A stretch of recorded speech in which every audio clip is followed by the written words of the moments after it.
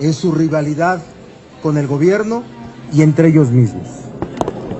Nosotros presentamos desde meses antes, desde el año pasado, una iniciativa para reformar el artículo 102 de la Constitución y el 16º transitorio del decreto, mediante el cual se publicó la reforma política del 2013. Esa reforma política se publicó en febrero del 2014, pero fue aprobada y votada aquí en diciembre de 2013. Presentamos una iniciativa de reformas para dotar a la Fiscalía General de las características de autonomía e independencia en su carácter de órgano constitucional autónomo. También presentamos una iniciativa de ley de la Fiscalía General de la República o de ley orgánica de la que será Fiscalía General de la República. Así es que nosotros, los senadores que damos conferencia de prensa, presentamos esos dos instrumentos en donde eliminamos el pase automático. Debo decirles que el Partido Acción Nacional siempre ha querido negociar con el gobierno el proponer al fiscal general. Me consta cuando fui presidente del Senado, como Mariana Benítez en diciembre de 2014 vino aquí al Senado a apurar a que se aprobara la minuta que ya estaba de Cámara de Diputados de ley de la Fiscalía General, en donde al promulgarse se hace la transformación de Procuradora Fiscal General. ¿Cuál fue la condición del PAN para aprobar? Que ellos pusieran al fiscal general. En diciembre del 2014. Y esa ha sido siempre la disputa entre un acuerdo para que el PAN quiera poner al fiscal general y el PRI ponga al fiscal anticorrupción. Ese ha sido el diferendo político.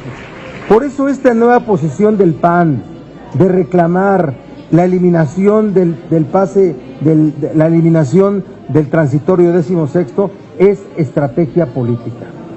Quienes hemos estado siempre en contra de esa condición de ir de procurador general a fiscal general, hemos sido nosotros, y ahí está la prueba con las iniciativas que presentamos.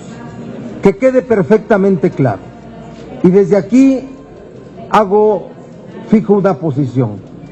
Nosotros vamos a impedir, hasta materialmente, a que la ley de la Fiscalía General de la República se apruebe aquí en el Senado. Que se escuche. Nosotros vamos a impedir, no vamos a hacer de esto una estrategia para poder generar una presión en ambas cámaras. No vamos a caer como parte de la estrategia del PAN, que hoy salen como defensores cuando no pudieron concretar una negociación con el PRI de ser ellos lo que proponían al fiscal general de la República. Nosotros vamos a impedir materialmente, que es la única forma de decirlo. Es la única forma de decirlo. Vamos a impedir hasta materialmente de que haya la aprobación aquí en el Senado de la minuta que llegó de Cámara de Diputados desde la legislatura anterior sobre la ley de la Fiscalía General de la República. Quiero darle el uso de la palabra para concretar muy cosas y hacer una opinión jurídica y política al senador Luis Humberto Fernández. Muchas gracias. Buenos días. Tres cosas muy importantes y muy sucintas. La primera es que esta intentona de designación del fiscal general en vía rápida, en pase automático, es una de las más desafortunadas y con mayores consecuencias para México. Me centro en dos. La primera es que garantizaría la impunidad del actual régimen, ya que al controlar la Fiscalía General y con las propuestas de magistrados de Sala Superior Especializada, no habría quien persiga los delitos, tanto en materia administrativa como en materia penal. Y lo segundo, que es igual de grave, garantizaría la continuidad de un modelo fallido de procuración de justicia y de seguridad y de combate a la corrupción. ¿Hay alguien que se pueda sentir contento y satisfecho con lo que se ha hecho en estas acciones, en esta materia, yo creo que ni siquiera los más optimistas podrían defenderlo. Y esto nos lleva a cuál es el racional de esto. ¿Por qué hacerlo? Hay prácticamente una unanimidad desde las organizaciones de la sociedad civil, los partidos, pero también hay hasta una iniciativa del presidente para quitar este pase automático. ¿Por qué hacer este pase automático? Porque ante la imposibilidad de ganar la presidencia y la inminencia del éxito de López Obrador, la prioridad se vuelve comprar impunidad, garantizar la salida y su sueño tranquilo a través de que no habrá persecución de los delitos que ya se han cometido. No existe un solo argumento de interés público que permita la justificación de hacer al actual procurador fiscal general.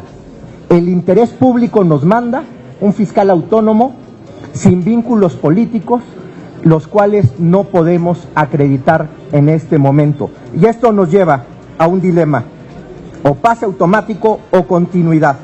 Y para concluir, tenemos una propuesta muy concreta que el senador Barbosa lo ha comentado ya en iniciativas de ley, que es la reforma al 102 constitucional, que incluye la eliminación del pase automático y la autonomía para las dos fiscalías, que es la electoral y la de combate a la corrupción. Si ahorita permitimos este pase automático, estaríamos matando cualquier posibilidad de combate a la corrupción o procuración de justicia eficaz en el mediano plazo. Muchas gracias. Gracias. Otro punto a tratar es nuestro rechazo, nuestra condena a la decisión de Donald Trump, de su gobierno, de eliminación del DACA, del programa de apoyo a los Dreamers, con todos los requisitos que ustedes conocen. Le pedimos al gobierno de Enrique Peña Nieto una posición de dignidad y no que nos salga Luis Videgaray diciendo que este tipo de anuncios hay que tomarlos con cabeza fría. Ya es hora de que respondamos con dignidad ante un asunto así. Y pedimos también que el Senado de la República se pronuncie hoy, durante la sesión de hoy, tiene que tener el Senado de la República una posición de condena y rechazo a la eliminación del DACA. Le pido a Luis María Beristain nos dé una opinión al respecto. Definitivamente el Senado de la República, que tiene la facultad exclusiva de analizar la política exterior de México, hoy día condena totalmente esta cancelación de casi 1 millón de jóvenes, 800 y tantos mil jóvenes, casi 1 millón de jóvenes que quedan en el desamparo y quedan ante la arbitrariedad del gobierno de los Estados Unidos norteamericanos indefensos. Entonces, esto es un tema terrible, la verdad, es muy lamentable que nuestros jóvenes que están en Estados Unidos, amparados anteriormente hasta el día de hoy por este programa de intercambio estudiantil, hoy queden en el total desamparo. Entonces, una condena, como dijo el senador Barbosa, unánime. Es un rechazo que le pedimos a los compañeros del PAN, del PRI, del Verde Ecologista, de todos, que el Senado de la República, con esa facultad exclusiva que tenemos nosotros de ser los que generemos la política exterior de nuestro país, condena y rechazo total y unánime. Tal vez no quepa un exhorto a la reconsideración, pero yo sí me atrevo a hacerlo, un poco románticamente hablando.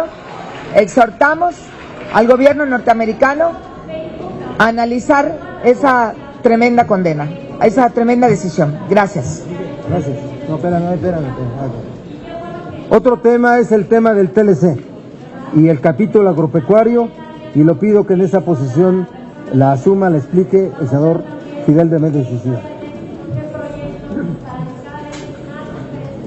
Sí. En el tema del Tratado de Libre Comercio, ayer se llevaron a cabo 2 foros aquí en el Senado de la República. Uno en el que participó el Consejo Nacional Agropecuario, que son los agroindustriales del país, y en el otro en el que participaron las organizaciones de los pequeños productores de México. En el primero lo encabezó la compañera senadora Marcela Guerra y otros legisladores que coinciden con la posición de que el capítulo agropecuario tiene que incorporarse al Tratado de Libre Comercio porque los agroindustriales son los únicos que han sido beneficiados, y el otro en el cual las organizaciones campesinas en su mayoría sostienen que el capítulo agropecuario tiene que sacarse del Tratado de Libre Comercio porque ha generado una situación de empobrecimiento del pueblo de México, a tal grado que la revista Forbes sostiene que durante el sexenio de Peña Nieto están muriendo aproximadamente 9,000 personas por año de hambre. Incluso el hambre está matando más que la delincuencia organizada. Esto es lo que nos ha dejado el Tratado de Libre Comercio. Se prevé que durante este sexenio sean aproximadamente 50,000 mexicanas y mexicanos que van a fallecer por el problema del hambre. 2 resolutivos se sacaron ayer de el foro que se tuvo sobre el TLC, encabezado por la Comisión de Desarrollo Rural del Senado de la República, que encabeza su servidor, y que el grupo parlamentario del PT Morena va o ya los hizo suyos. 1, que el capítulo agropecuario se saque del Tratado de Libre Comercio porque para lo único que ha servido es para empobrecer al pueblo de México y especialmente a las zonas rurales del país. 2, que este capítulo, que el Tratado de Libre Comercio como tal, se haga a la luz de una consulta nacional que tendría que realizarse junto con la elección del 2018. Todas las organizaciones campesinas del país acordaron ayer que se comprometen a realizar acciones concretas, dicen ellos, para descarrilar el Tratado de Libre Comercio. ¿Cuáles son estas acciones? 1, juntar el 1,700,000 firmas que se requieren para solicitar la consulta nacional. Y 2, hacer acciones de resistencia civil para que este tratado no se realice. Se insiste en incorporar el tema agropecuario en el Tratado de Libre Comercio. Gracias. El senador Mario Delgado tiene una opinión sobre este asunto.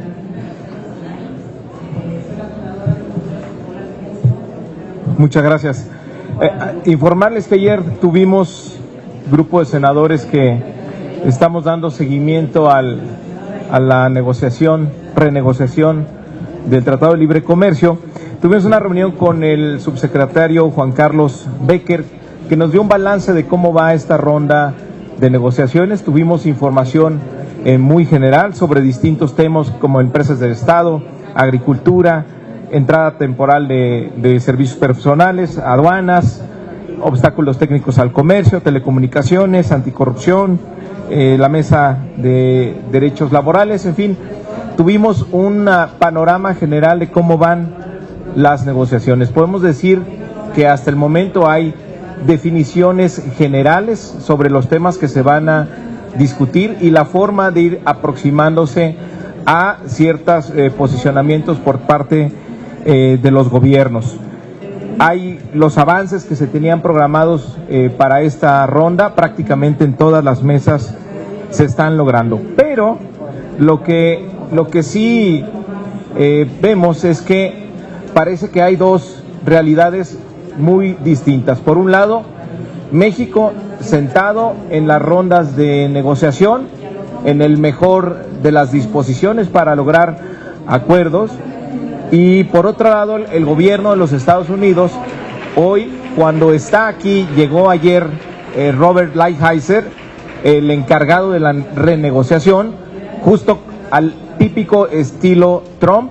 Cuando viene el líder de la negociación a México, hoy mismo nos da este golpe Trump cobarde contra los jóvenes mexicanos que están en los Estados Unidos, contra los Dreamers mexicanos, más de 670,000, que hoy ya se anunció para decir que en 6 meses se le van a quitar los derechos de protección que tenían para no ser deportados. El destino que les espera a estos jóvenes si el Congreso americano no aprueba una ley que le dé derechos permanentes es la deportación. Es el típico estilo de Trump.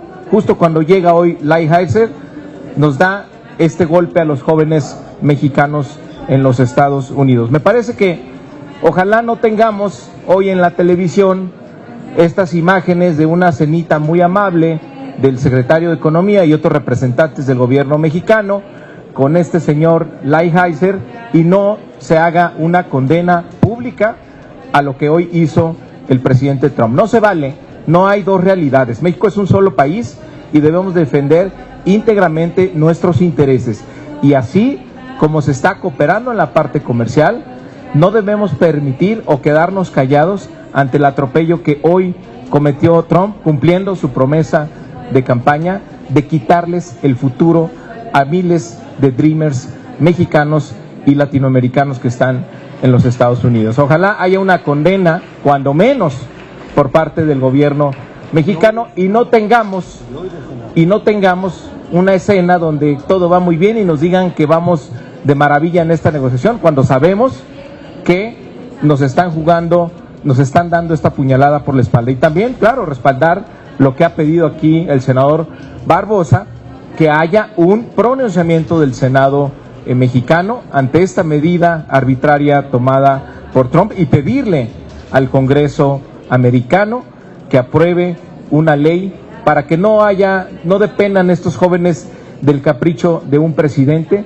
sino que tengan derechos permanentes a través de una ley para que puedan cumplir sus sueños allá en los Estados Unidos, como pues Barack Obama les abrió la puerta. Gracias. Si hubiere preguntas sobre este u otro tema, con mucho gusto respondemos. Gerardo. Senador, le quisiera preguntar sobre el tema de la, digamos, crisis institucional que se está viviendo en Cámara de Diputados.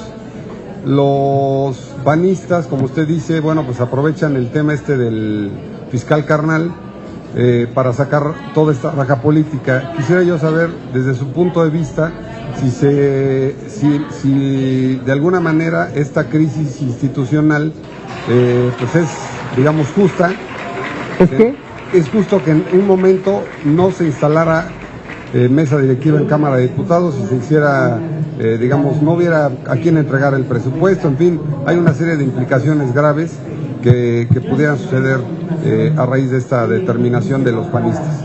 A ver, yo quiero decirles que nosotros, en la definición de los órganos de gobierno en Cámara de Senadores, siempre estuvimos en contra de que una fuerza política tuviera dos, o los dos órganos, no solo dos, no, los dos únicos órganos de gobierno del Senado que estuvieran controlados por una fuerza política. Porque el PRI, que es la mayoría relativa, es una mayoría que no rebasa a la segunda fuerza por más de 2-1, que le hubiera permitido tener dos órganos o los dos órganos en cualquier momento. Entonces eso de que al PRI le daba para tener los dos órganos, no es cierto. No le daba ni porcentualmente. Y entonces nosotros estuvimos en esa posición de manera muy, muy clara. Y lo hablamos con los coordinadores del PAN y los coordinadores del PRI. Para nosotros la posición era que ninguna fuerza tuviera dos órganos y que nosotros fuéramos reconocidos como tercera fuerza política, como ya hasta un litigio en la Sala Superior del TRIFE lo resolvió así. Entonces, después de eso, nosotros volvemos a repetir que tenemos un profundo respeto por cada uno de las senadoras y senadores del Senado, los 128, y tenemos respeto y reconocimiento por Laura Rojas y Adriana Dávila. Les tenemos respeto y reconocimiento y nosotros hubiéramos votado por ellas. La pregunta es, y háganse la pregunta y den ustedes la respuesta. Si se hubiera electo a las dos compañeras senadoras, ¿hubiera habido esta crisis en Cámara de Diputados? Para decir, no instalamos la mesa directiva hasta que no haya eliminación del transitorio 16º? Dígame, ¿hubiera habido o no hubiera habido? No hubiera habido. Hubieran dejado que se instalara la mesa directiva en Cámara de Diputados. ¿Verdad que sí? La reacción en Cámara de Diputados, lo que pasa en Cámara de Diputados es por lo que se decidió en Cámara de Senadores. Y lo que está en juego, lo que en realidad está en juego, es presionar al Senado y presionar al propio Ernesto Cordero para que dimita. Eso es lo de fondo. Eso es lo de fondo. Lo otro es estrategia. Porque, repito, el PAN siempre ha querido nombrar al fiscal general. El PAN, como le llaman, el sistema PAN. Es que así le llaman, ¿no? El sistema PAN. Así es que no nos traguemos esa estrategia. Nosotros somos los únicos que siempre hemos estado en contra, del pase automático. Vean las votaciones de la reforma política, no donde un senador del PAN dijo que se había abstenido, no, es que la votación de la reforma política es la votación el 3 de diciembre de 2013 y el 13 de diciembre de 2013. La primera fue cuando se aprobó aquí en Cámara de Senadores, se fue a diputados, se modificó y regresó a Cámara de Senadores, donde nunca estuvo modificado el artículo 102 ni el 16º transitorio. Véanlas, porque hay unos políticos que son muy hábiles, muy hábiles. Así es que de manera muy clara, yo sí creo que el PAN pronto va a tener un acuerdo interno y va a ponerse en marcha los trabajos institucionales de cada una de las cámaras. Pero no se confundan, por favor, que es por el fiscal y el pase automático. Es reacción, porque si hubiera habido una votación en favor, que nosotros hubiéramos votado, si hubieran estado registradas sus propuestas, en el Pleno solo había un solo registro, el de Ernesto Cordero. Un solo registro. No puedes votar por quien no se propuso. ¿Sí? Un solo registro. Nosotros hubiéramos votado por Laura Rojas y Adriana Ávila sin ningún problema. Sin ningún problema. Pero eso que pasa en Cámara de Diputados tiene que ver con lo que pasó en Cámara de Senadores, no con lo otro. Lo otro es la estrategia, por favor.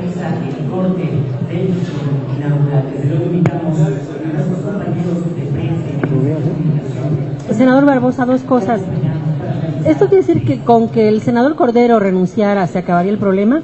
Y el otro, ¿qué quiso decir exactamente con eso de que físicamente van a impedir que se apruebe la fiscalía? ¿Van a tomar la tribuna o no van a agarrarse a golpes?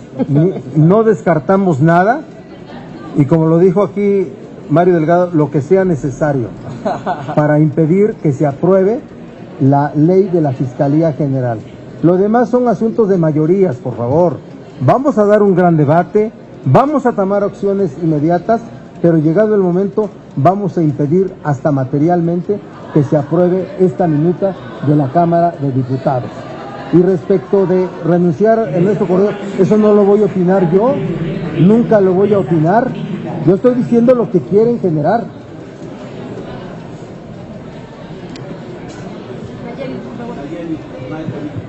Sí, buenas tardes. Senador, primero preguntarle su opinión respecto a esta investigación que publica Animal Político en Mexicanos contra la Corrupción acerca del desvío de 7.700 millones de pesos a través de 11 dependencias federales. Segundo, preguntarle si el legislativo haría algo, porque ya la Secretaría de la Función Pública pues dijo que está investigando, pero prácticamente depende de los órganos internos de control de las dependencias y de las universidades, y en estos años no ha pasado nada.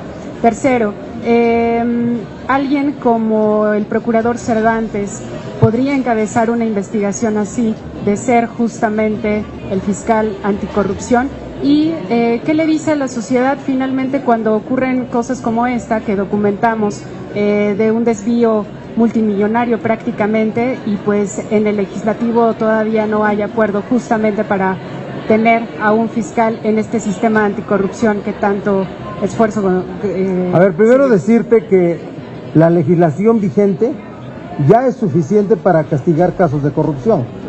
Aunque no haya fiscal anticorrupción, y aunque no haya delitos de los nuevos, de la nueva generación en esta materia, que van a estar aplicables cuando haya designación de fiscal anticorrupción. Pero la legislación actual ya es suficiente para castigar casos de corrupción.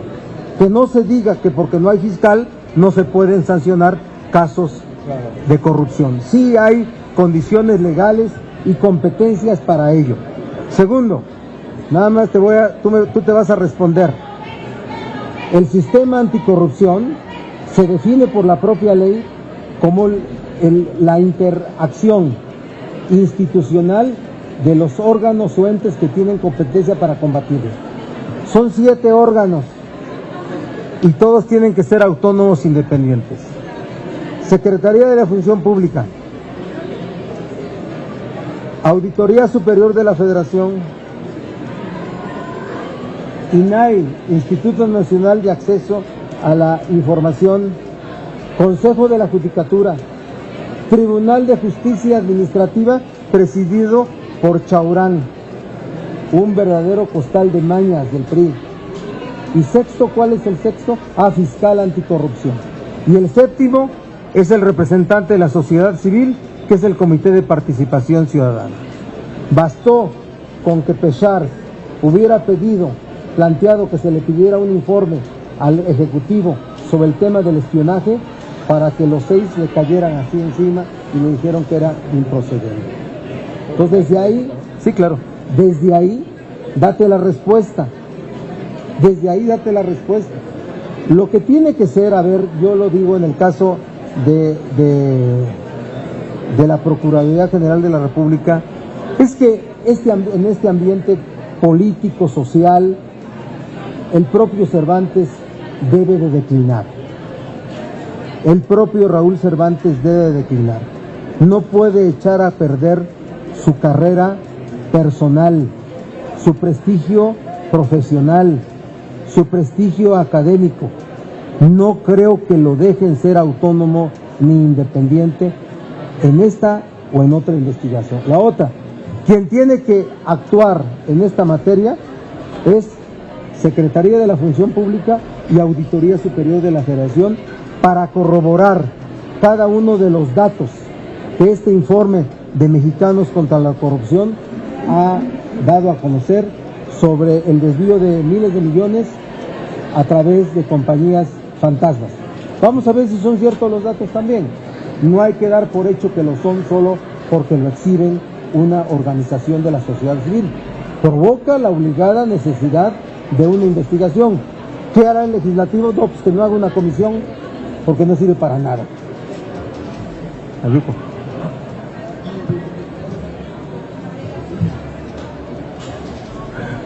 Bueno, vamos a pedir también en el grupo una investigación a la Auditoría Superior de la Federación sobre este caso que ha documentado Animal Político, porque al parecer lo que hay pues es un mecanismo, un sistema para defraudar al erario público, con la participación de algunas instituciones de educación superior. Es muy grave el asunto porque que se detecten desvíos que son destinados para la educación me parece muy grave para lo que está viviendo nuestro país.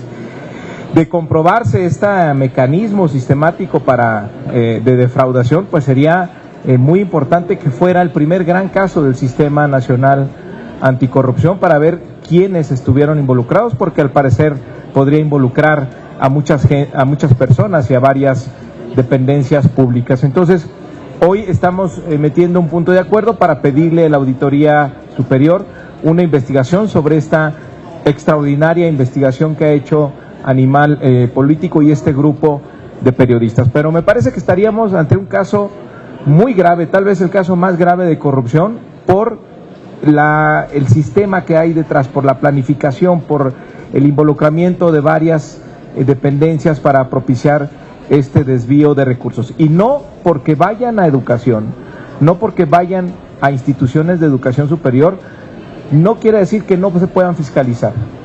Tienen que ser fiscalizados con mayor razón, porque tienen uno de los mejores destinos que tiene el gasto público, que es la inversión en educación. Entonces no puede ser una salvaguarda que va a una institución el que no sean investigados estos recursos. Entonces vamos a pedir que se haga esta investigación para verificar lo que esta investigación arrojó. Pues mira, la función pública, lo podemos decir, pero ya sabemos que no funciona de nada, pero la Auditoría Superior sí tiene los elementos, las herramientas, y lo ha comprobado, pues lo comprueba cada año con la revisión de cuenta pública, de detectar este tipo de prácticas, sobre todo que es que haya empresas fantasma, que haya asignaciones directas y que haya finalmente un desvío de recursos. Y ahí vamos a pedir una investigación, y en caso de que resulte, así se compruebe, pues tendríamos que ver quiénes son los responsables. Pero por eso nunca alcanza el gasto público en México. Otra pregunta.